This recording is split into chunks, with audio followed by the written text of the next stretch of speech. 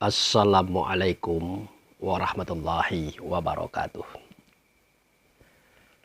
Saudaraku kaum muslimin dan muslimat, saudara sebangsa dan setanah air, dimanapun Anda ada dan berada. Saat ini pukul 3 pagi, di mana aktivitas sudah berjalan. Tinggal satu aktivitas lagi untuk kita semua, yakni menyelesaikan kajian kita yang saya beri tema Selami Laut Ambil Mutiaranya. Ini adalah session terakhir pada episode itu, saudaraku. Nah, jadi semoga saja dengan apa yang kita lakukan ini Allah akan menerangi hati kita. Rasul akan menuntun jalan kita dan langkah kita kepada arah selamat, yaitu Allah dan Rasulnya di tempat yang sudah dijanjikan. Baik, kita masuk saja lagi kepada ayat berikutnya, yaitu surah Al-Baqarah ayat 148.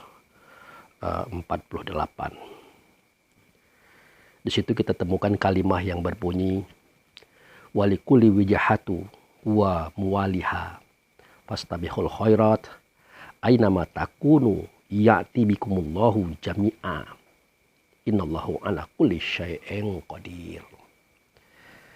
Jadi ayat ini adalah merupakan kesimpulan daripada cerita kiblat yang sudah kita sampaikan dari episode 1, 2, 3, dan 4. Ini yang kelima ini. Nah, di situ Allah katakan, Rasul yang menyampaikan kepada sahabat waktu itu, bagi setiap kaum itu ada kiblatnya. Bagi setiap umat itu ada kiblatnya. Dan mereka menghadapkan wajah itu kepada kiblatnya masing-masing. Lalu kata Allah, berlomba-lombalah kamu di dalam kebaikan itu. Ainama takunu ya'ti bikumullahu jami'a. Dimanapun kamu berada, pasti Allah akan mengumpulkan kamu satu titik, yaitu kiblat. Innallahu ala kulli syai'in qadir. Jadi ayat ini menjelaskan bahwa Allah dan Rasul itu menceritakan kepada kita bahwa setiap kaum itu mempunyai kiblat masing-masing.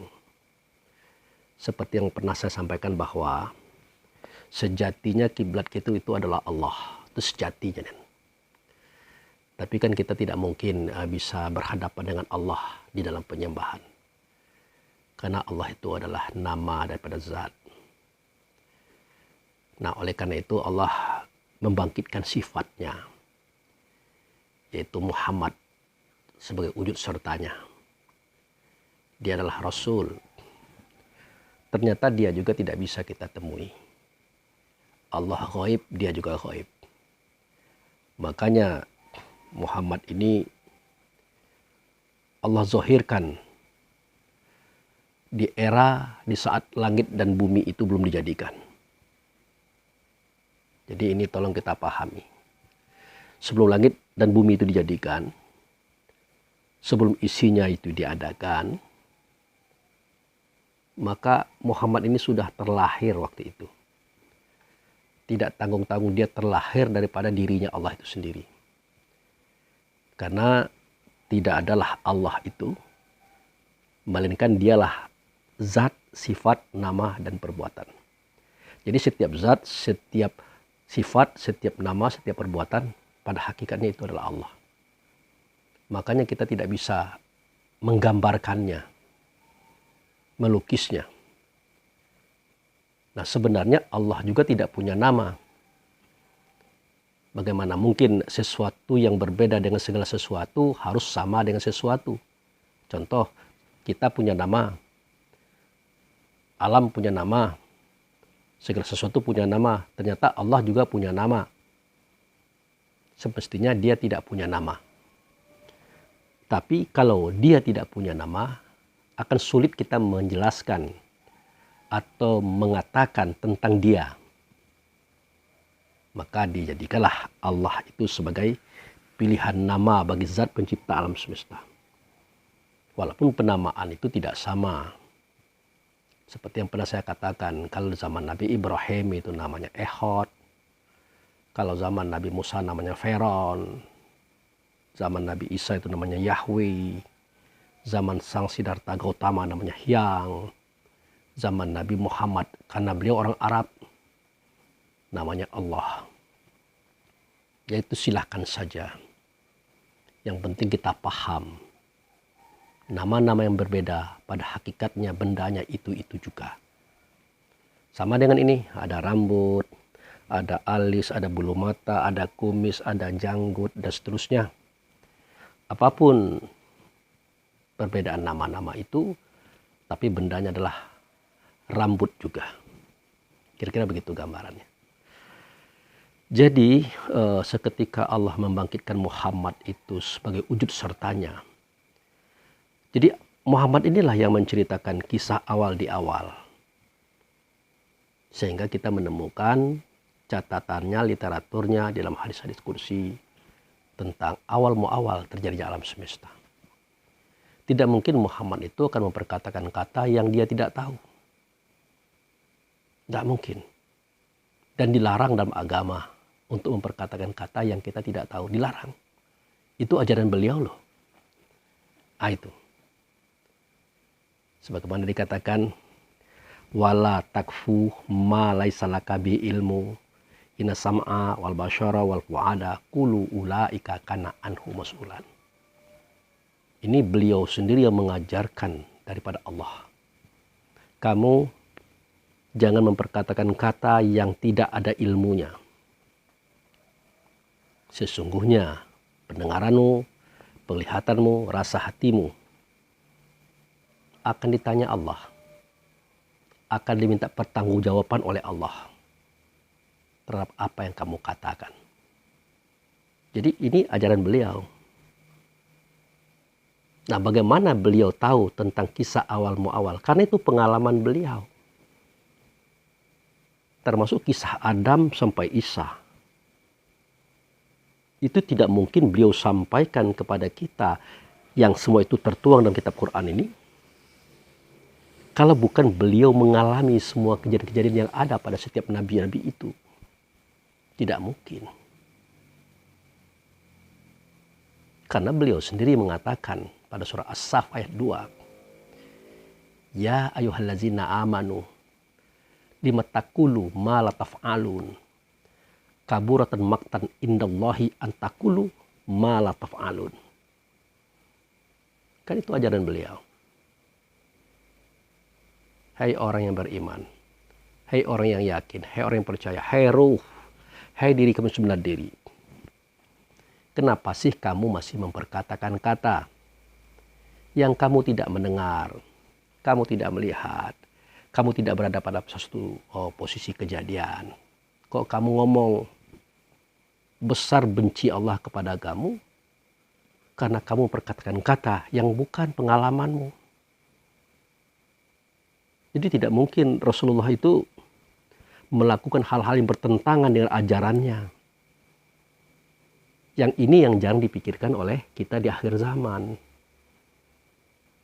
Jadi pada zaman Adam dia ada, pada zaman Idris, Nuh, Hud, Lut, Saleh, Ibrahim, Ismail, Ishak, Yakub, Yusuf, Ayub, Shuaib, seterusnya sampai Isa, beliau ada. Tapi keberadaan beliau itu yang susah kita cerna dengan akal kita. Karena mindset dan pola pikir kita terpatri dalam kondisi hari ini. Makanya saya katakan, ya kita harus membesarkan pola pikir itu. Mendewasakannya, menjadikan dia itu dewasa gitu. Nah, dia mampu mencapai alam yang pernah dia lalui. Kita juga mungkin tidak sadar kalimat wa iz yang ada pada kitab Quran, yang artinya ingatlah, ingatlah, ingatlah, itu menunjukkan kita mengetahui apa yang Allah ceritakan pada saat itu. Termasuklah cerita, ingatlah seketika Ibrahim berkata kepada ayahnya, Ingatlah ketika Musa berkata kepada kaumnya, ingatlah ketika Isa berkata kepada Bani Israel atau kaum Hawariyun, dan semuanya itu. Selalu saja Allah dan Rasul mengatakan ingatlah, ingatlah, ingatlah. Kenapa kalimat itu dia ucapkan? Ya karena kita tahu kisah itu. Kita mengerti cerita itu, cuman kita lupa. Bahkan pertemuan kita dengan Allah di dalam Baitullah hakikat tidak nyata Allah, melainkan nyata beliau sebagai wujud serta Allah. Itu pun terlukis pada surat Al-A'raf ayat 172. Yang bunyinya wa iz akaza rabbuka mim bani adam min zuhurihim wa iz, dan ingatlah seketika Allah mengeluarkan Bani Adam daripada sulbinya. Jadi dari sulbinya Nabi Adam itu Allah sudah mengeluarkan semua anak-anaknya. Padahal seketika Adam dikeluarkan sulbinya oleh Allah pada waktu itu dan tunjukkan calon daripada anak-anaknya, kan kita belum lahir. Fisik kita kan belum ada. Tapi di sini Allah sudah ceritakan. Tapi ingat pengertian Allah mengeluarkan anak-anaknya Adam dari sulbinya tadi itu. Jangan diartikan itu tubuh badan jasad. Karena sesudah kalimat itu ada kalimat lain. Wa iz akaza rabbuka min bani adam min zuhurihim zuriyatahum wa ashhadahum ala anfusahum. Itu dia. Jadi diterjemahkanlah ini dengan baik, ya, dengan apik, dengan rapi, dalam bentuk bahasa otomatis. Ingatlah seketika Allah mengeluarkan ruh anak Adam. Jadi kalimat ruh anak Adam ini sebenarnya tidak ada pada tulisan itu. Tapi Allah mengeluarkan semua anak Adam dari sulbinya pada waktu itu pun juga tidak masuk akal juga gitu. Nah, kalau pada waktu itu semua anak Adam dikeluarkan dari sulbinya, ya sudah adalah tubuh badan jasad kita pada waktu itu. Tapi dia mengkiaskan kepada ala anfusahum. Maksudnya adalah roh setiap anak Adam. Nah, di dalam Baitullah hakikat itu, semua ruh anak Adam, termasuk ruh kita, kan berhadapan dengan Allah. Yang tidak nyata Allah, melainkan wujud sertanya. Itulah Muhammad tadi. Itulah Muhammad tadi. Beliau yang berkata, alastu bi rabbikum. Adakah tidak aku ini dengan Tuhan kamu? Oleh karena kita melihatnya, menyaksikannya dan mendengarnya, berhadapan langsung dengan dia pada waktu itu, makanya kita menjawab, bala syahidna. Benar kami menyaksikan bahwa engkau adalah dengan Tuhan kami. Nah, pada waktu itu Tuhan atau Rob ditunjukkan oleh beliau kepada Allah. Tapi kan kita tahu bahwa Allah tidak nyata. Tidak tampak. Maka posisi Rob jatuh kepada siapa? Posisi Rob jatuh kepada siapa? Tentu jatuh kepada beliau. Pendiri, penjadikan, pencipta, pengatur, pengelola alam semesta, pendidik. Jatuh kepada beliau. Makanya beliau itu adalah rahmatan lil alamin. Nah, waktu itulah dia mendidik, mengajar semua kita, termasuk rasul-rasul dan nabi-nabi. Makanya beliau disebut dengan Sayyidul Mursalin, guru daripada rasul-rasul. Tentang hal ini pun kita disuruh oleh Allah mengingat. Diperintah oleh Rasul mengingat. Wa iz akhaza. Dan ingatlah. Nah, itu kita loh. Kita sudah ada pada masa dialog dengan Allah yang nyata Rasul. Apalagi masa Adam, Idris, Nuh, Hud, Lut, kita sudah ada. Makanya kita lupa. Nah, karena kita lupa, kita mencoba mengingat kembali. Pedomannya kitab buku ini. Makanya kitab buku ini juga mempunyai nama lain, yaitu Az-Zikro, pengingat. Pedoman untuk kita mengingat sesuatu yang pernah kita lewati dulu. Nah, kalau kita saja sudah seperti itu hebatnya, apalagi beliau. Kok susah kita memahami kalau beliau ada di zaman Adam, Idris, Nuh, Hud, Lut, Saleh, Ibrahim, Ismail, seterusnya. Kok susah kita memahami itu? Sementara kita melalui kisah-kisah itu. Walaupun pada saat itu kita masih berada di Baitullah hakikat. Karena dari Baitullah itu semuanya terang benderang jika kita melihat ke bawahnya. Kepada ciptaan yang sudah ada. Terang benderang, saudara. Makanya saya katakan sebuah definisi yang saya buat. Belajar itu adalah momentum di mana kita mengingat kembali sesuatu yang pernah kita ingat namun kita lupa. Jadi belajar itu artinya kita mengembalikan ingatan kita kepada sesuatu yang pernah kita ingat. Setelah kita ingat, maka dia jadi ilmu. Jadi pengetahuan. Itulah makanya kita paham dengan segala sesuatu yang sudah kita pelajari. Maka rugilah orang-orang yang tidak mau belajar. Tidak mau menapak tilas kembali ke era-era yang sudah-sudah. Padahal dia sudah punya waktu untuk itu. Nah itu saudaraku. Nah jadi kembali kepada ayat tadi. Bahwa bagi setiap umat. Ya, mereka itu punya kiblat. Nah mereka menghadapkan wajahnya kepada kiblatnya masing-masing. Yang dihadapi itu adalah Allah. Tidak nyata Allah, melainkan Rasulullah. Tidak nyata Rasulullah, melainkan wujud daripada Rasulullah itu sendiri. Itulah Nabi.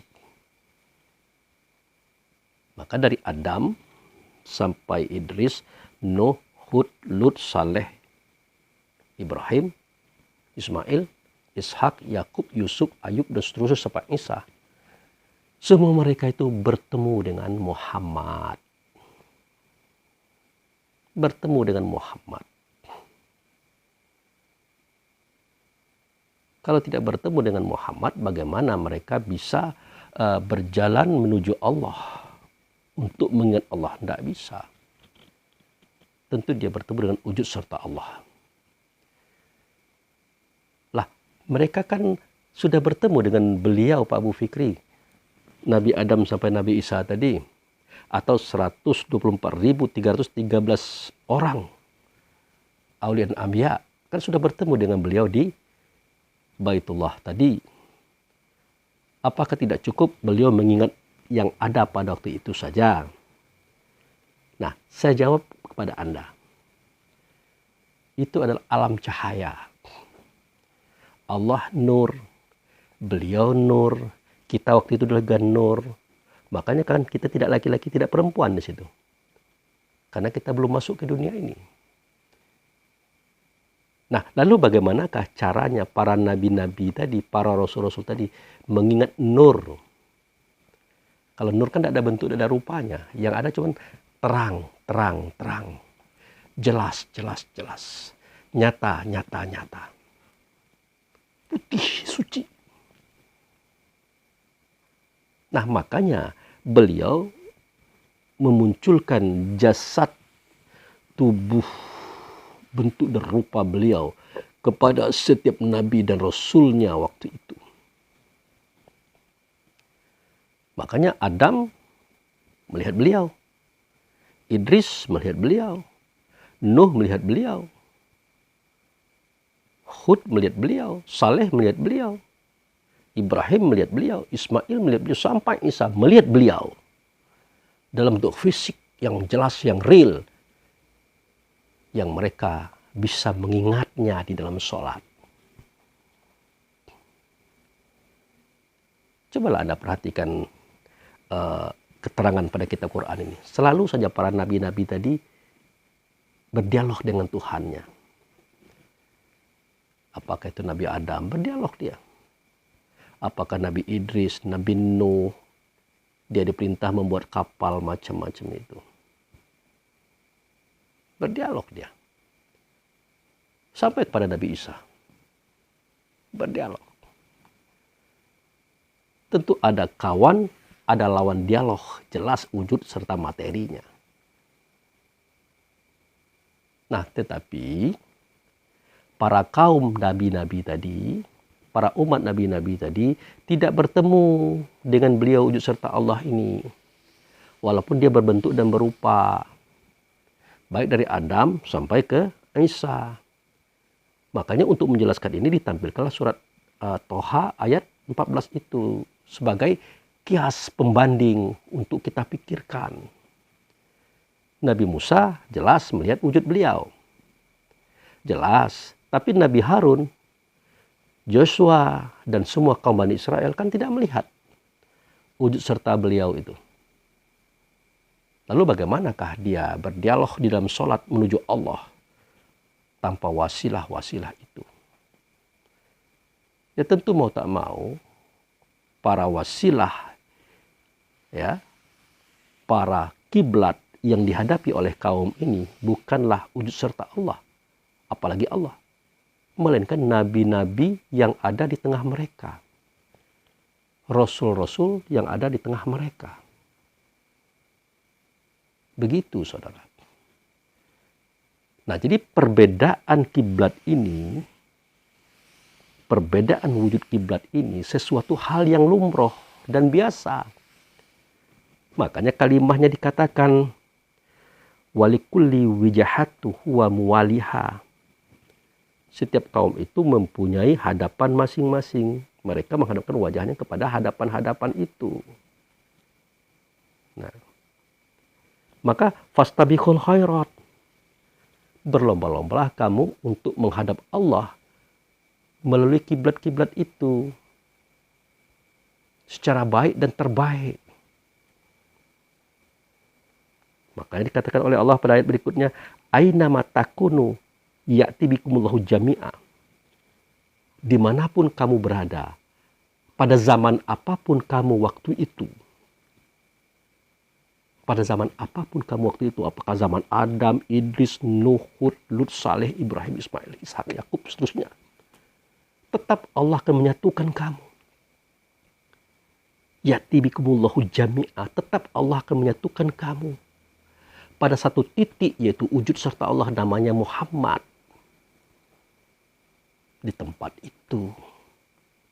Jadi tidak apa-apa kaum Adam ikut Adam, kaum Idris ikut Idris, kaum Nuh ikut Nuh, kaum Lut ikut Lut, kaum Saleh ikut Saleh, kaum Ibrahim ikut Ibrahim. Silakan saja. Namun semua itu pasti mengarah kepada satu titik di mana di situ mereka dikumpulkan. Nah, titik yang dimaksud itulah titik yang terjadi di dalam Baitullah hakikat, adalah Muhammad dianya. Itu. Kemudian penutup ayat tadi, innallahu ala kulli syai'in qadir. Sesungguhnya Allah itu atas segala sesuatunya, dia menguasai. Atas segala sesuatunya, dia menguasai. Jadi kodrat di Allah nyata di siapa? Bukan di Adam, bukan di Idris, di Nuh, tapi nyatanya di Muhammad. Karena Muhammad itu wujud serta Allah. Dialah awal yang dijadikan, terakhir dizohirkan.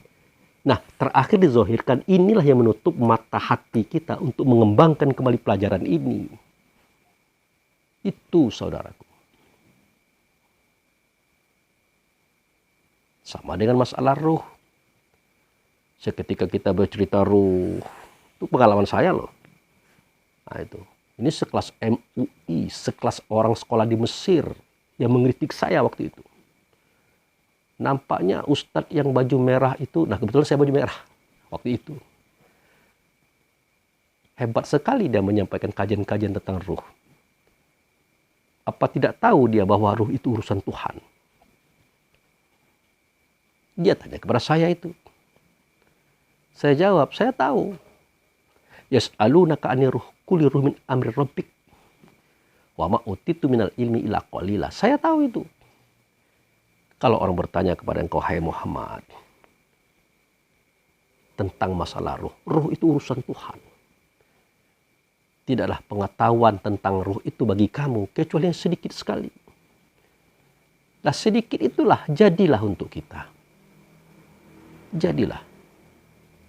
Tapi yang sedikit itu bisa membukit. Jika kita telusuri dengan baik dan benar. Maka saya jawab, betul. Semua ruh itu diurus Tuhan, betul. Nah itu. Betulnya di mana? Dalam kalimat itu. Dalam kalimat yang Anda baca tadi. Tapi pertanyaannya, apakah semua ruh itu diurus Tuhan secara realisasi? Jawabnya tidak. Kalau semua itu ruh itu diurus oleh Tuhan, pasti semua ruh itu selamat. Pasti baik dan benar dalam kehidupannya sampai ke akhirat. Ternyata ada ruh yang tidak mau diurus, yang tidak mau dibentuk, tidak mau diarahkan, melawan, membangkang, kafir kepada Tuhannya. Ngapain ngurus-ngurus yang gitu-gituan? Makanya pada suatu firman ya, dikatakan oleh Allah dan Rasul, sesungguhnya Allah dan Rasul berlepas diri daripada orang-orang kafir. Itu surat Al-Bara'ah. Anda lihat di Al-Quran itu. Ayat 1 kalau saya tidak salah. Atau surat At-Taubah yang tidak ada bismillahnya itu. Ya berlepas diri karena dia tidak mau diurus. Ya sudah. Memangnya gue pikirin, kata Allah. Banyak kerja lain. Sudah dilepaskan. Nah waktu itu barulah beliau diam. Maka saya analogikan waktu itu. Seorang perempuan, seorang istri. Suaminya kasar, suaminya keras, suaminya selalu menyakiti dia. Ini persoalan apa? Ya persoalan roh suaminya. Bisa ulama memperbaiki roh suaminya? Bisa ustadz memperbaiki roh suaminya? Tidak bisa.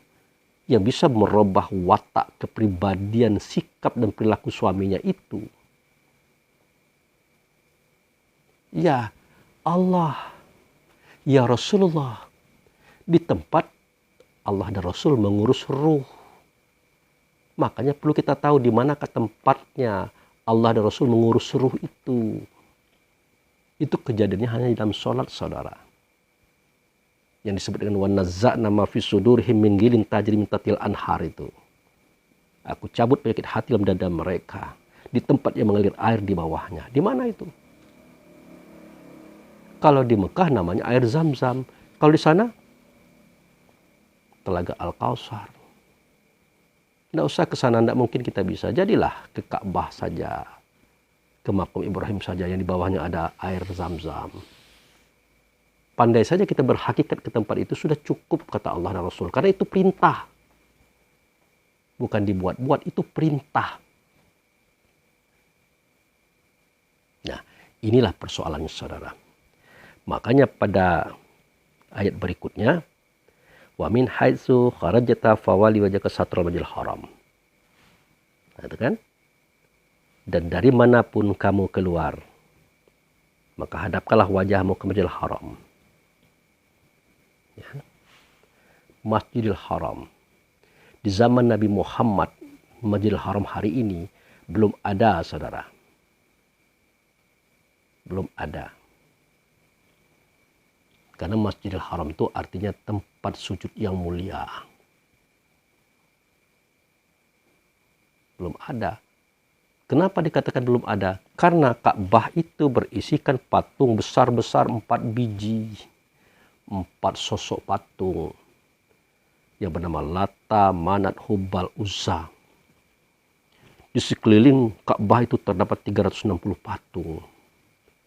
Waktu itu lokasi itu adalah kuil.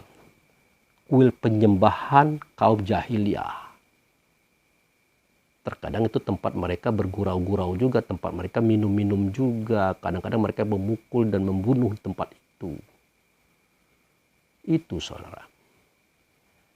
Tidak mungkin Allah dan Rasul mengajak kaumnya sujud di tempat itu. Walaupun sholat sudah diturunkan waktu itu. Nah, yang uniknya pada waktu itu Nabi Muhammad sudah mengatakan kalimat ini. Surat Al-Baqarah ayat 149 ini sudah disebutkan waktu itu. Kalau lokasi yang hari ini kita kenal belum ada atau belum dipakai sebagai alat tempat sujud, lalu Masjidil Haram yang dimaksud Nabi pada waktu itu Masjidil Haram yang mana? Ini yang kita lupa. Lupa apa? Lupa menanyakannya. Maka saya wakilkanlah kita untuk menanyakan ini. Ya Allah, ya Rasulullah, Masjidil Haram yang Anda maksud pada ayat ini, Masjidil Haram yang mana? Bukankah pada waktu itu barang itu belum dipakai? Karena itulah sebuah kuil penyembahan kaum berhala. Itu saya tanyakan. Maaf saudara, dengan rendah hati saya sampaikan kata-kata ini. Saya tanyakan kepada Allah dan Rasul. Saya tidak mau menerima kitab Quran ini, menerima saja. Saya akan tanyakan, karena itu ajaran beliau sendiri. Tidak boleh menerima segala sesuatu kebenaran, walaupun itu benar, sebelum Anda paham kebenaran itu. Nah itu. Termasuk mengkritik Allah dan Rasul, kalau memang ada terasa janggal, boleh kita kritik. Allah dan Rasul pun tidak mungkin tersinggung, karena dia tahu kapasitas akal kita sangat rendah. Antara debu dengan gunung dibandingkan dengan Allah dan Rasul itu. Dan dia paham, bahkan dia bangga melihat kita mau mengkritik. Itu tandanya kita yakin bahwa Allah dan Rasul itu ada. Jangan Anda katakan saya tidak beretika juga. Allah dan Rasul saja senyum melihat itu. Kenapa? Berarti hambaku ini yakin bahwa aku ada. Itu termasuk saudara-saudara kita yang marah-marah ngomel-ngomel kepada Allah. Percuma saja bertuhan.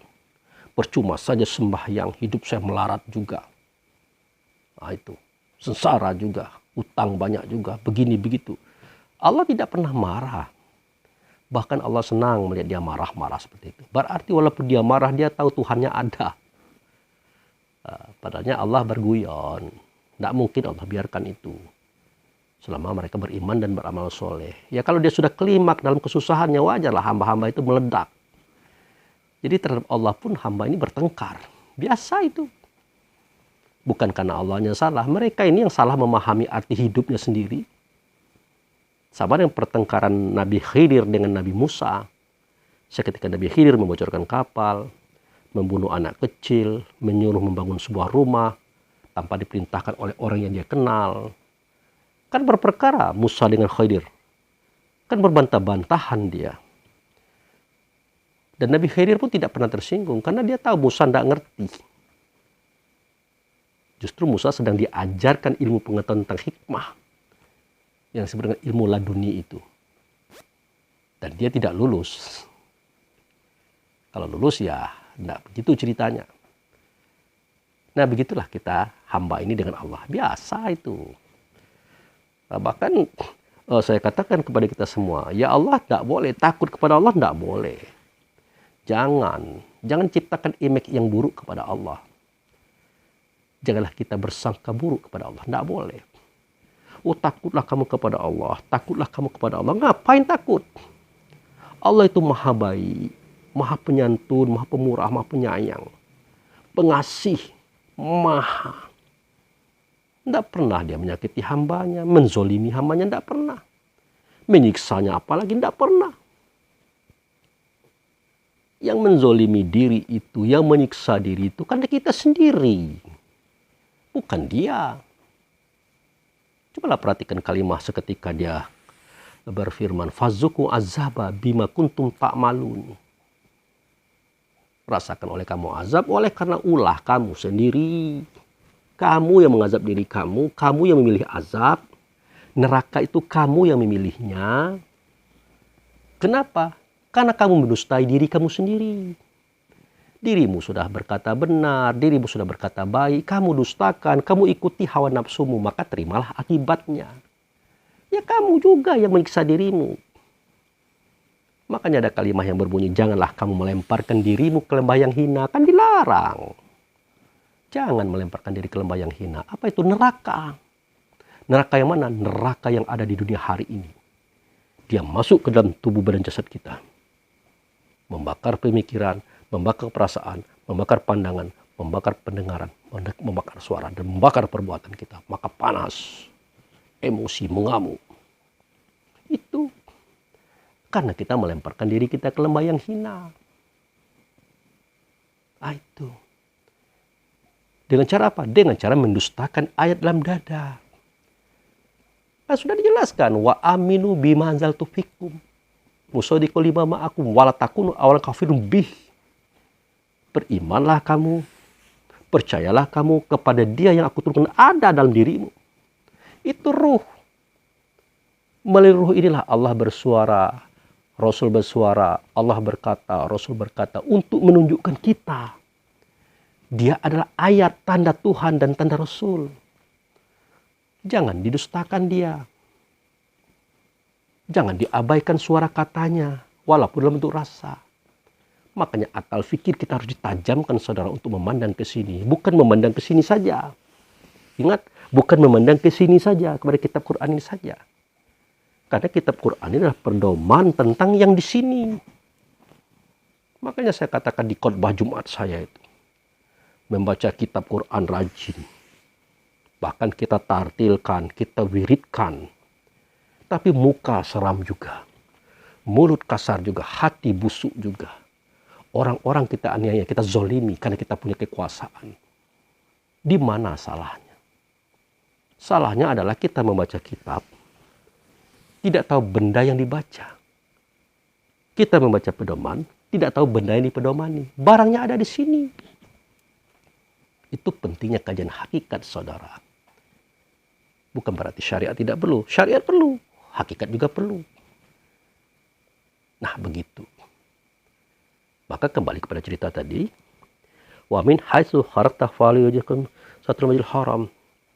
Jadi Masjidil Haram yang dimaksud pada ayat ini, Masjidil Haram yang mana?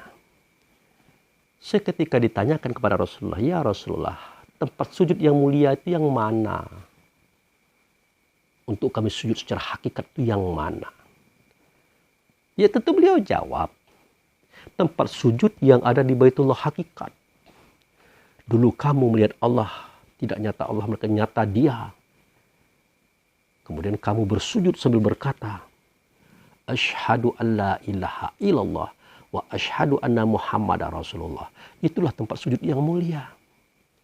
Aku bersaksi tidak ada zat, tidak ada sifat, tidak ada nama, tidak ada perbuatan kecuali Allah. Tetapi yang aku saksikan pada waktu itu bukan Allah, melainkan utusannya. Bernama dia dengan nama Ahmad atau Muhammad hari ini. Itu yang terjadi. Maka kata sahabat, alangkah susahnya ya Rasulullah kami ke sana. Tidak mungkin kami ingat. Ingat juga kami tidak mungkin bisa ke situ. Bagaimana caranya? Barulah beliau berkata, sebenarnya Masjidil Haram itu artinya tempat sujud yang mulia. Tempat sujud itu tidak mulia. Orang yang di tempat sujud itu yang mulia. Siapa orang itu? Siapa? Itulah kiblatan tardoha. Hadapan yang kamu ridho kepadanya. Sebenarnya waktu itu Rasulullah menunjuk dirinya, saudara. Makanya dikatakan pada kalimat itu kan dikatakan qad naro taqalluba wajhaka fis samai falanuwalliyannaka qiblatan tardoha. Kan ada itu pada surah Al-Baqarah ayat 144. Qad naro taqalluba wajhaka fis samai falanuwalliyannaka qiblatan tardoha. Aku lihat kamu kalau menyembah, memohon, arahnya ke langit. Nah, langit itu kias, saudara. Tinggi, besar, tidak berbentuk, tidak berupa. Maksudnya Allah. Aku lihat kamu kalau menyembah, mengarah, meminta kepada Allah. Tidak begitu. Falalu waliyannaka kiblatan tardoha. Kamu hadapkan wajahmu itu kepada kiblat yang kamu ridho kepadanya, yang kamu suka kepadanya, yang kamu senang kepadanya. Itu beliau sendiri, saudara, kiblat itu. Lalu disambung oleh beliau ayat tadi, sama kalimatnya. Itu sama kiblatnya. Apa bunyinya?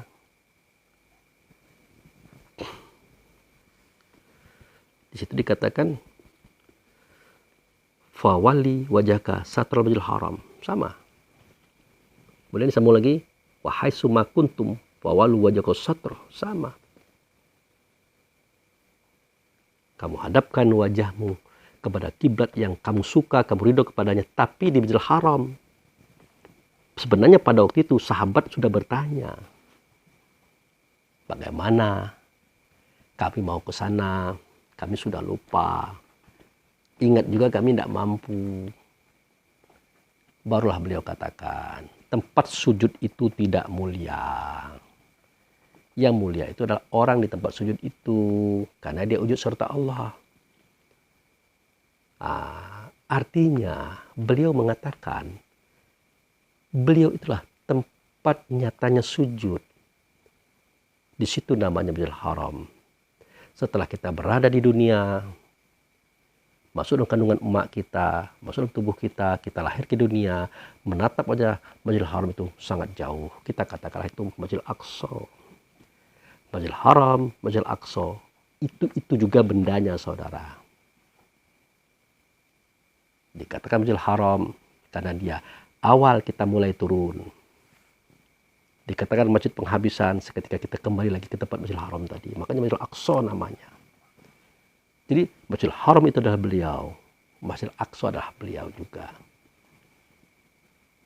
Artinya kalau kaum Adam itu wujud daripada kiblatnya Adam. Idris begitu juga. Nuh begitu juga. Hud begitu juga. Lut begitu juga. Saleh begitu juga. Seterusnya sampai Isa. Nah, semua nabi-nabi tadi kiblatnya adalah wujud serta Allah. Semua nabi-nabi tadi. Karena tidak mungkin mereka langsung kepada Allah. Tidak mungkin. Nah, kebenaran kaum di zaman Nabi Muhammad, dia langsung bertemu dengan wujud serta Allah itu langsung. Makanya kelahiran Nabi Muhammad itu disebut Rabiul Awal. Rob itu lahir pertama kali di dunia itu pada waktu itulah. Sebagai penyempurna. Kalau sebagai pengawas, pembimbing, penggiring, pendidik, wah sudah lama dia muncul di dunia ini. Sejak dari zaman Adam pertama, Adam kedua, Adam keempat, sampai Adam ke yang 69. Sampai ke Adam yang ke-70 terakhir di era kita. Sudah. Beliau itulah yang membimbing, yang mengajarkan mereka semuanya untuk kebaikan-kebaikan ini. Itu saudara. Jadi dari mana saja kamu berada, hadapkanlah wajahmu ke Masjidil Haram. Pada waktu itu, yang dimaksudkan bukan yang di Mekah tadi, tetapi dia menunjukkan kepada diri beliau sendiri, saudara. Itu yang harus kita pahami. Nah, kita masuk kepada ayat berikutnya. Mungkin ini adalah ayat penutup, yaitu surah Al-Baqarah ayat 150. Wah, ini dia. Ayat 150.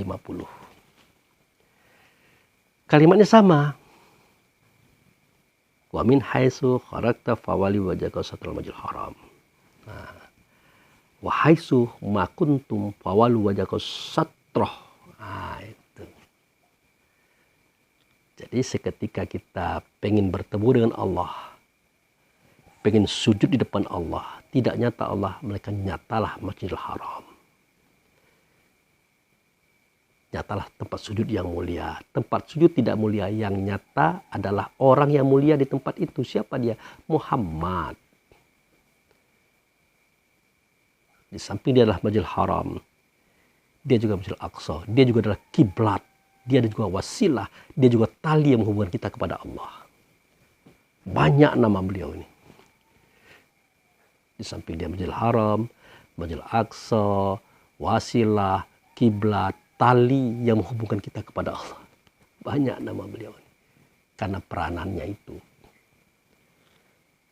Nah, sebegitu banyaknya ayat-ayat pada kitab Quran ini yang bercerita tentang dari mana saja kamu keluar hadapkan wajahmu ke Masjidil Haram. Untuk apa? Kan begitu. Untuk apa? Tidak lain tidak bukan. Pertama, sebagai tanda kita mengikut beliau, mengikut Rasul itu. Kan diceritakan di sini. Pada surah Al-Baqarah ayat 143. Wa kadzalika ja'anakum ummatu wasato litakunu syuhada'a 'alan nas wa yukana rasulu 'alaikum syahida wa ma ja'alna qiblatan allati kunta 'alaiha illa lina'lama may tabi rasul mimma yanqalib 'ala aqibai. Illa lina'lama may tabi rasul mimma yanqalib 'ala aqibai. Jadi tidaklah kami ciptakan sistem perkiblatan ini. Sistem hadapan ini kecuali untuk kami ketahui siapa yang mengikut Rasul, siapa yang berpaling daripadanya. Itu pertama kali tujuan kita supaya kita datang ke Masjidil Haram itu, saudara.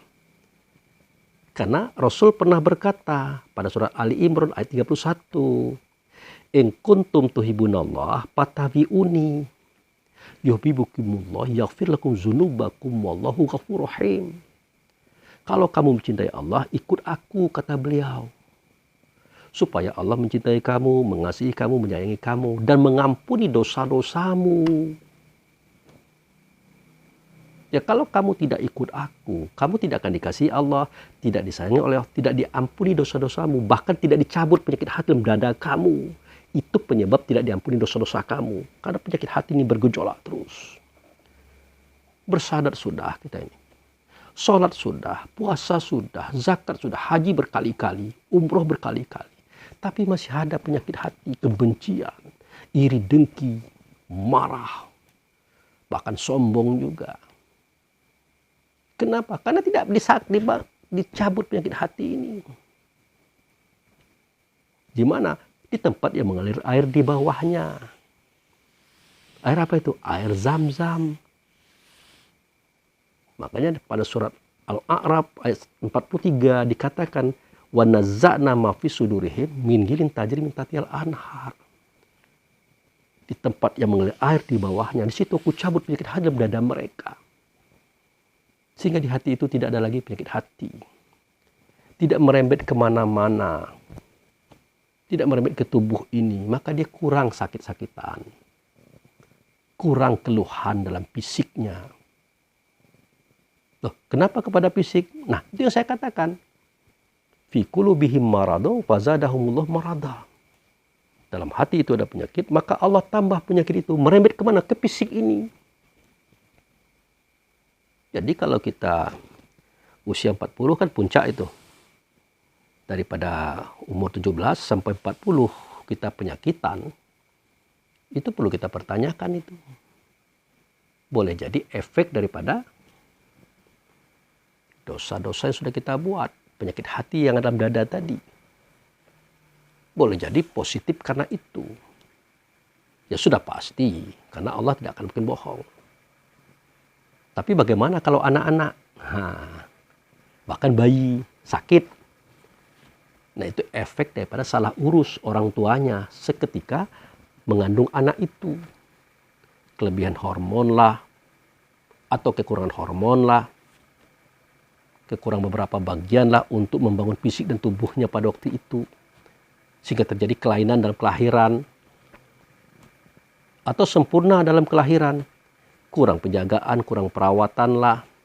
Terjadi kelalaian lah, mungkin dia jatuh, mungkin dia apa, macam-macam. Mungkin dia tersenggol aura yang tidak baik. Maka dia sakit lah. Nah, yang mereka ini jangan diartikan karena penyakit hati. Enggak, karena dia masih bayi, masih kecil. Balita lagi. Nah itu. Tapi kalau sudah di usia 40 tahun ke atas, itu kita akrab dengan penyakit. Meskipun hati kita bersih, selama ini kita tidak penyakitan. Nah, kalau 40 ke atas kita sudah mulai didekati oleh penyakit. Kenapa? Karena Onderdil fisik ini semakin hari semakin menurun.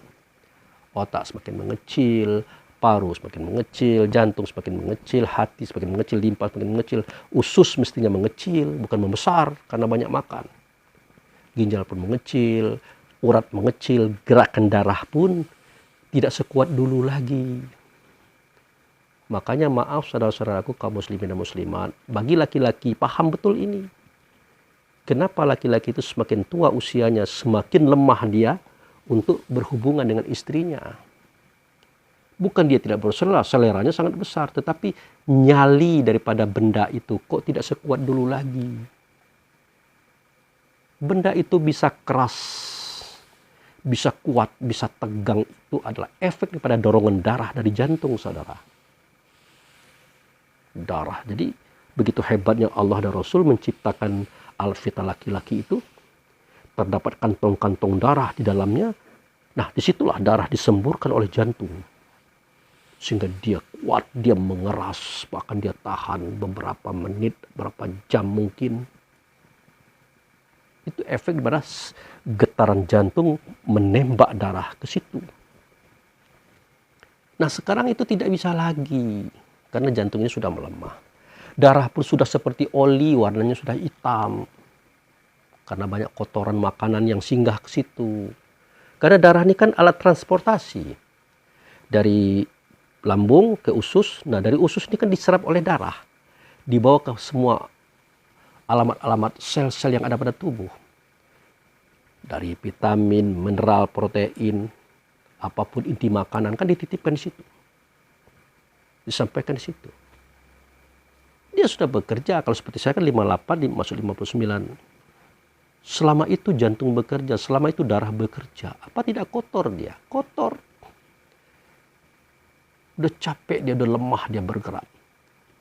Makanya kesananya tidak kuat lagi.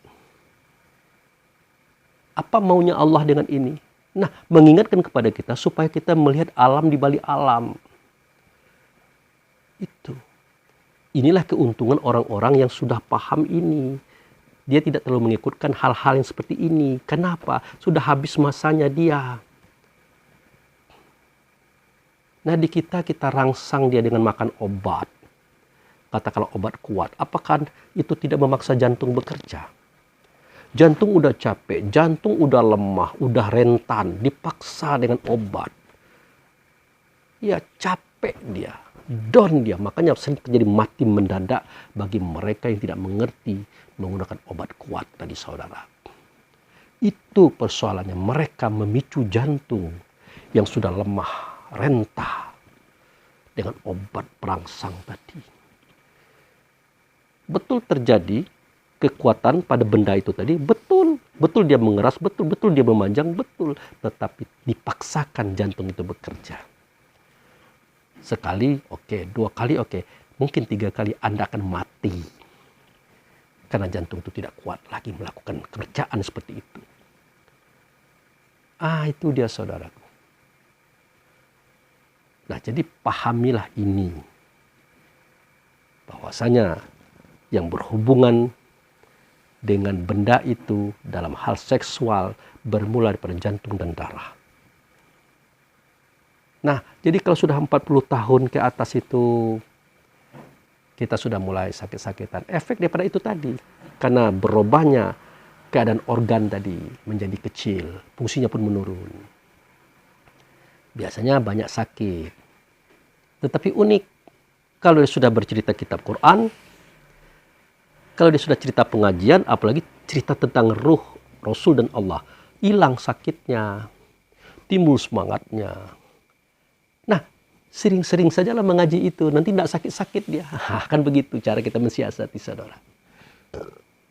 Ya, kan kalau dia sakit-sakit, anehnya begitu. Seketika kita bercerita tentang kitab Quran, yang kita kaji adalah diri kita, Rasul Allah, dan alam di balik alam tempat kita kembali, dia semangat lagi. Hilang rasa sakitnya.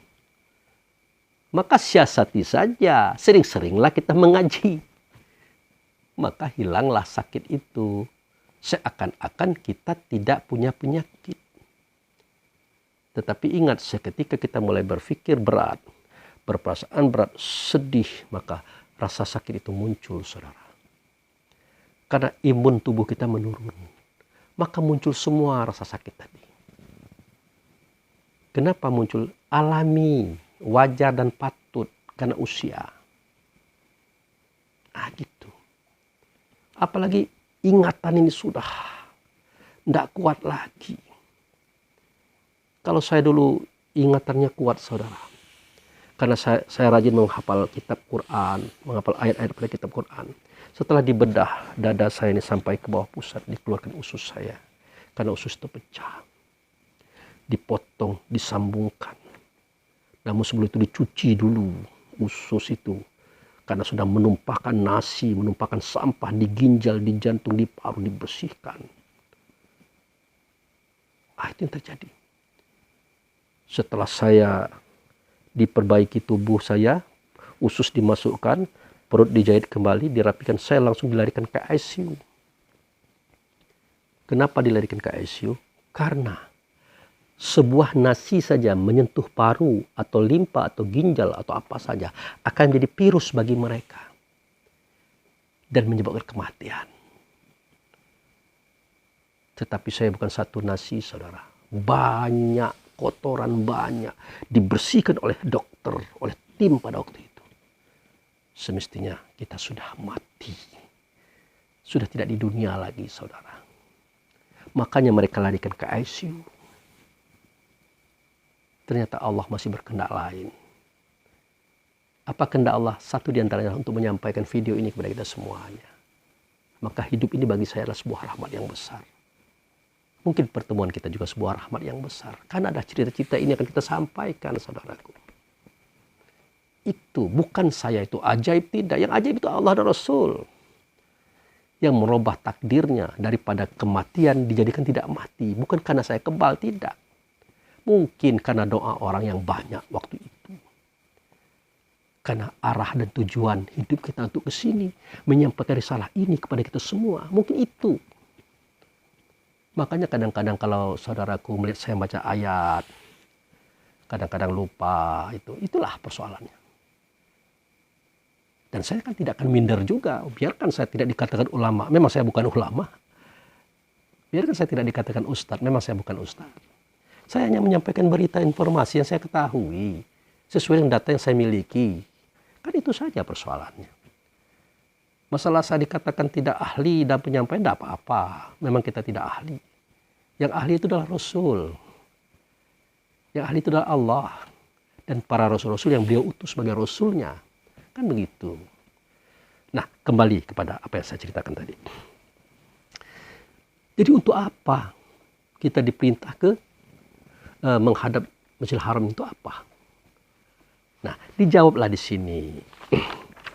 Dijawab di sini. Li alla yakuna linnasi alaikum hujjata.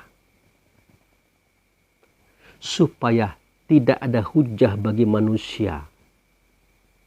Tidak ada alasan bagi manusia. Tidak ada kesempatan bagi manusia mengotak-ngatik kamu di alam sana. Artinya menjadi penghambat bagi kita untuk hadir di depan Allah dan Rasul dalam sholat waktu itu. Makanya pada surah Al-Alaq itu kan ditanyakan itu oleh Allah dan Rasul. Ara'aital ladzi yanha 'abdan idza shalah. Adakah kamu melihat orang yang menghambat hamba untuk bertemu dengan Tuhannya dalam sholat? Jawabnya tidak. Kan pertanyaannya, adakah kamu melihat? Ara'aital ladzi yanha 'abdan idza shalah. Adakah kamu melihat orang yang menghambat hamba bertemu dengan Tuhannya dalam sholat? Ada tidak kamu melihat? Jawabnya tidak. Adakah kamu merasakan? Oh, terasa sekali. Seketika takbir diangkat menuju Allah dan Rasul.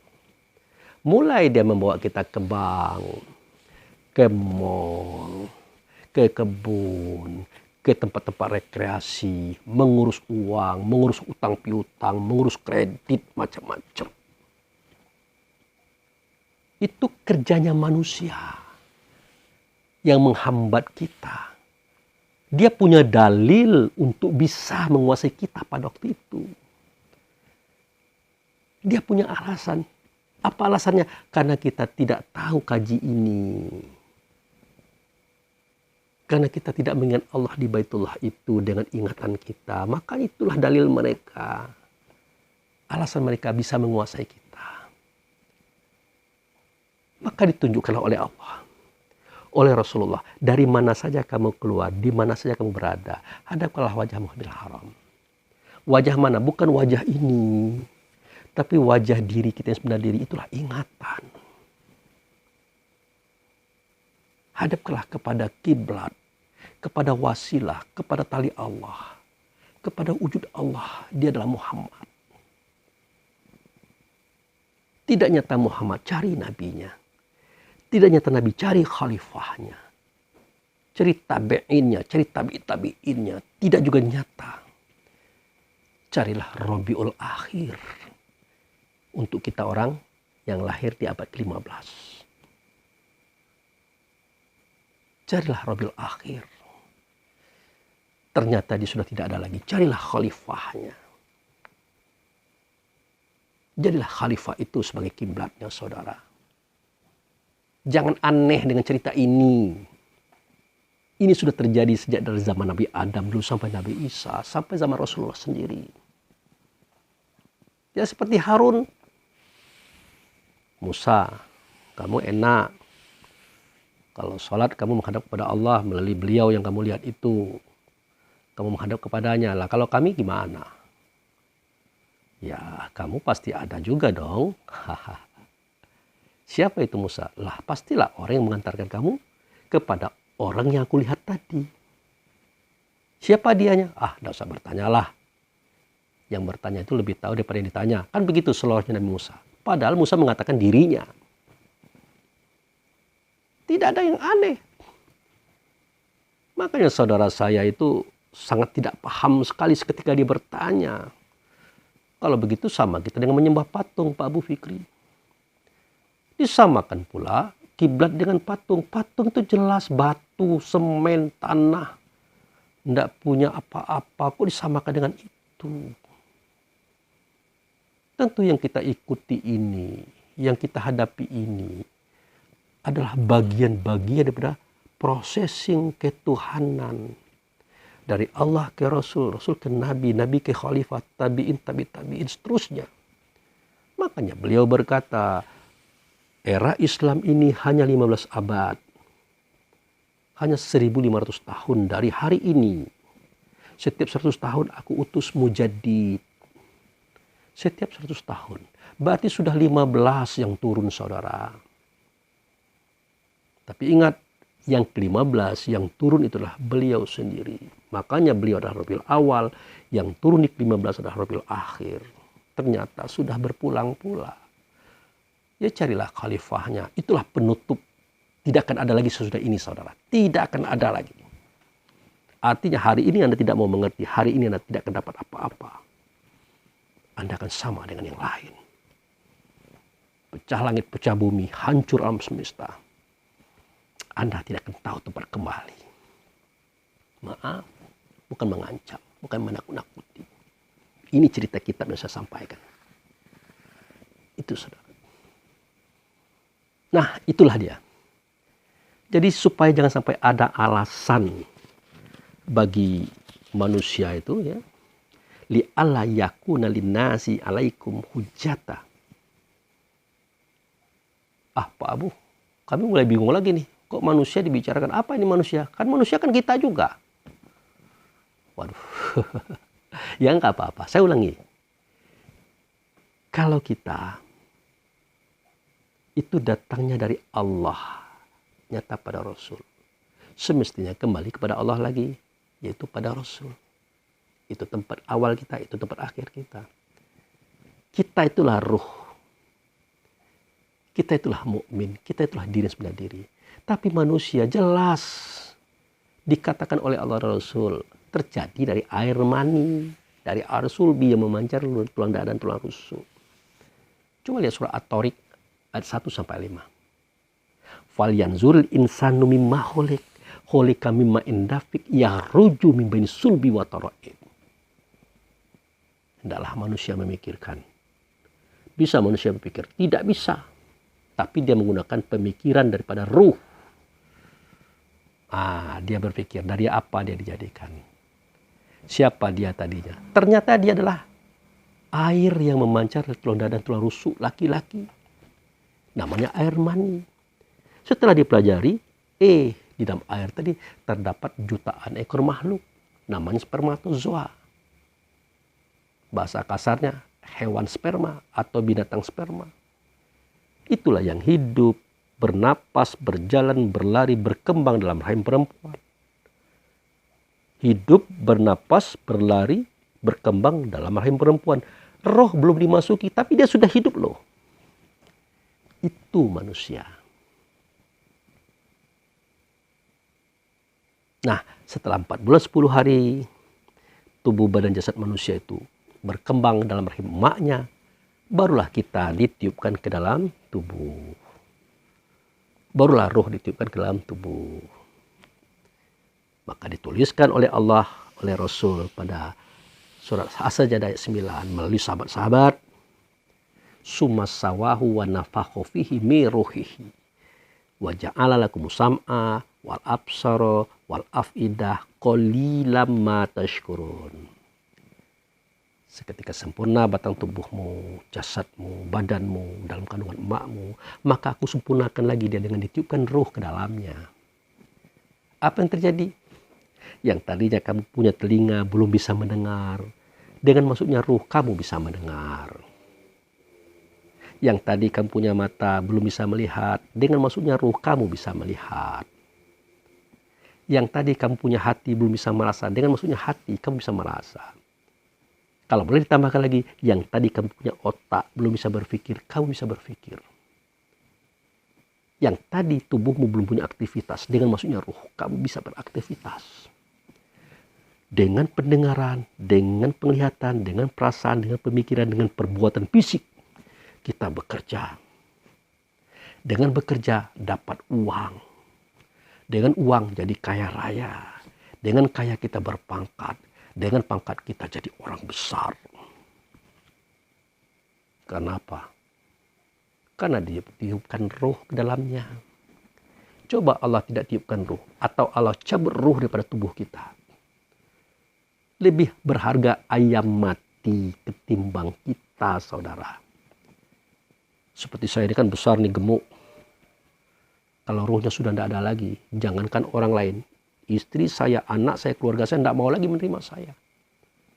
Apalagi orang lain, meskipun itu gratis. Tapi kalau ayam mati yang sudah dipotong, harganya 50.000 sekilo, katakanlah begitu ya. Kita minta 1 on saja, penjual pasti minta uang 5.000 lagi. Pak, sekilonya 50.000 Pak, karena Bapak minta 1 on lagi, tambah dong 5.000. Berarti 55.000 kita bayar. Begitu berharganya ayam mati ketimbang tubuh kita, saudara. Karena ruh sudah tidak ada lagi. Begitu. Begitu juga waktu kita remaja dulu. Tertarik kepada ibu. Malam jadi siang, siang jadi malam. Makan ingat kamu, minum ingat kamu, tidur ingat kamu, mandi ingat kamu. Pokoknya kamu semuanya. Kenapa kita gila cinta pada waktu itu? Gila keindahan pasangan hidup kita, walaupun itu calon. Apakah karena kecantikannya? Apakah karena ketampanannya? Apakah karena pengaruh lemah gemulainya? Atau karismatiknya? Tidak. Bukan karena itu. Karena ada kebesaran Allah yang dia tiupkan ada dalam tubuh kita. Itu ruh. Itulah kekayaan Allah, istighananya Allah. Kalau tidak ada ruh itu siapa yang mau? Secantik apapun orang tidak akan mau kita. Setampan apapun orang tidak akan mau kita. Itulah kebesaran Allah. Itulah kekayaan Allah yang diceritakan oleh orang-orang tua kita pada buku Yasin dan Tahlil. Coba Anda lihat di situ. Allazi ja'ala khazainahu bainal qaf wan nun. Dialah yang menjadikan kekayaannya ada di antara 2 bukit, yaitu bukit Kaf dan bukit Nun. Bukit Kaf itu dada sebelah kanan, Bukit Nun itulah dada sebelah kiri. Kalau disatukan bukit ini namanya kun, jadi. Jadi apa? Jadilah kekayaan itu. Muncul dia di permukaan bumi. Berkarya dia sebagai khalifah Allah. Itulah ruh tadi. Itulah diri kita sebenarnya. Itulah kekayaan Allah, saudara. Dan itu pula lah kebesaran Allah, saudara. Itu dianya. Nah, jadi manusia itu bukan kita, tetapi casing kita. Kita sekarang berada di dalam tubuhnya manusia. Kita merantau ke sana, saudara. Tolong jangan sampai kita dikuasai oleh manusia, bahaya. Manusia itu berasal daripada 4 anasir. Anasir angin, air, tanah, api. Anasir angin itu roh rehan, sifatnya pantang kelintasan. Tidak bisa lihat orang lebih, tidak bisa lihat orang berhasil, tidak bisa lihat orang kaya, dia sudah iri dengki. Kemudian dari anasir air, sifatnya pantang kerendahan. Mau hebat sendiri, bisa sendiri, pintar sendiri, benar sendiri.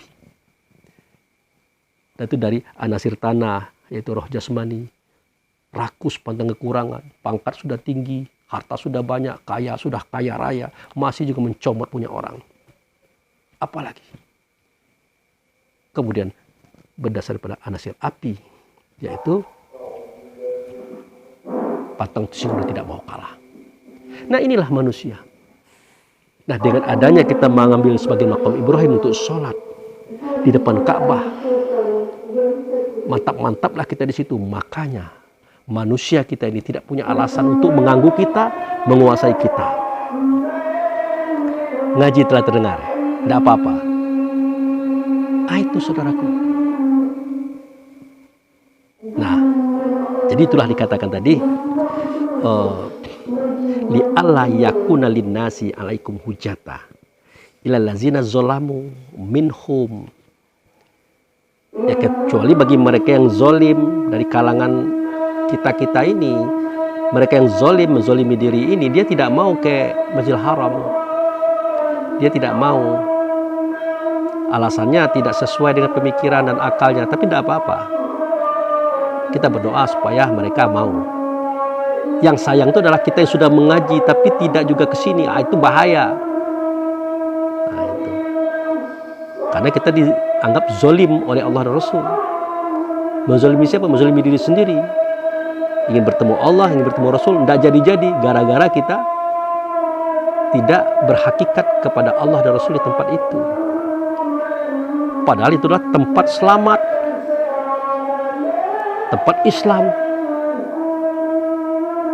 Kan dikatakan oleh Allah dan Rasul.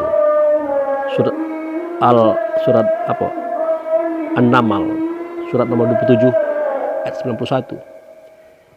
Innama umirtu an a'buda rabba hazil baldati allazi haramaha walahu kullu syai'in wa umirtu an akuna minnal muslimin. Tidaklah aku terperintah kecuali menyembah Tuhan di negeri itu. Dimuliakan negeri itu. Itu negeri Bakkah, padanya ada Baitullah. Kemudian walahu kullu syai'in, baginya dia Allah yang kata para Rasul tadi, menguasai segala sesuatu. Wa umirtu an akuna minal muslimin. Nah, disitulah aku terperintah, disitulah aku Islam, disitulah aku selamat. Selamat dari apa? Selamat dari gangguan manusianya kita. Selamat gangguan daripada iblis, jin dan setan. Selamat daripada neraka yang ada di dunia, yang dia masuk dalam tubuh kita. Selamat daripada neraka yang nanti akan kita temukan kalau kita di situ, saudaraku. Itu. Makanya dikatakan fala takhshawhum, janganlah kamu takut kepada manusia itu. Wa akhshawni, dan takutlah kepadaku. Itu. Janganlah takut kepada manusia, artinya tidak mungkin kami takut kepada manusia, Pak Abu Fikri. Tidak mungkin. Ya buktinya kita ikut dia. Kita tinggalkan Allah, kita tinggalkan Rasul, kita ikut dia. Memang kita tidak takut kepada manusia, tapi buktinya, faktanya, kita tinggalkan Allah, kita tinggalkan Rasul demi manusia yang berasal di dunia tadi. Apa ingin kita digepitnya? Apa ingin kita dihancurkannya? Apa ingin kita dibinasakannya nanti? Itu. wa akhshawni. Nah, takutlah kamu kepadaku. Bukan takut kepada Allah, bukan takut kepada Rasul. Ngapain kita takut kepada dia? Dia pengasih, dia penyayang, dia maha baik. Takutlah kamu meninggalkan Allah dan Rasul di tempat itu, maksudnya. Itu saudara, takutlah kamu meninggalkan Allah dan Rasul di tempat itu. Nah, wali utimma ni'mati alaikum. Nah, bukan kami menganjurkan kalian takut meninggalkan kami, tidak ada alasan. Kalau kamu tidak meninggal Allah, tidak meninggalkan Rasul di tempat itu, disitulah kami akan menyempurnakan nikmat kami kepadamu. Nikmat itu rasa, saudara. Disempurnakan rasa diri kita tadi, ditajamkan dia, karena penyakit hati sudah dikeluarkan tadi. Maka kita bisa merasakan perasaan orang lain. Belum lagi kita berkata, sudah terasa kata itu akan menyakiti orang. Belum lagi dia berkata, sudah tahu kita apa yang mau dia katakan. Itu alasannya kenapa kita bisa memimpin orang, karena kita tahu apa yang terjadi pada diri orang lain, saudara. Itu dikatakan liutima nikmati alaikum, supaya kami sempurnakan nikmat kami kepada kamu. Itu dikatakan itu. Nah, kemudian ayat itu tadi disambung wala'alakum tahtadun, dan mudah-mudahan kamu mendapat petunjuk. Artinya setelah diuraikan ini oleh Abu Fikri dari episode 1, episode 2, kalimat terakhir sebagai pengunci, wala'alakum tahtadun, mudah-mudahan kamu, saya, kita semua mendapat petunjuk melalui cerita ini, saudara. Itu saja saya rasa. Oke? Jadi itulah yang bisa saya sampaikan, saudaraku, sebagai sumbangsih, sebagai pemberian daripada saya. Mungkin tidak berbentuk uang, tidak berbentuk harta benda, karena memang uang dan harta kita belum punya lebih. Tapi kita punya pemikiran, kita punya perasaan, kita punya pengalaman di sini, maka saya berbagi. Tapi tetap saya mohon ampun kepada Allah dan Rasulnya, dan mohon maaf kepada saudara-saudara kalau ada kesalahan saya menyampaikan. Kalau ada kejanggalan yang Anda lihat daripada saya mohon maaf, betul. Itu tidak saya sengaja. Kalau terjadi, saya mohon maaf. Itu saja, semoga bermanfaat. Akhirnya episode ini, selamilah laut ambil mutiaranya, saya anggap sudah selesai. Insya Allah kita akan bertemu lagi pada episode yang lainnya. Mohon doanya saudaraku, untuk keselamatanku, kesehatanku, murah rezekiku, dan juga keluargaku, untuk kita semuanya. Mohon doanya. Demikian, terima kasih. Wabillahi taufiq wal hidayah. Assalamualaikum warahmatullahi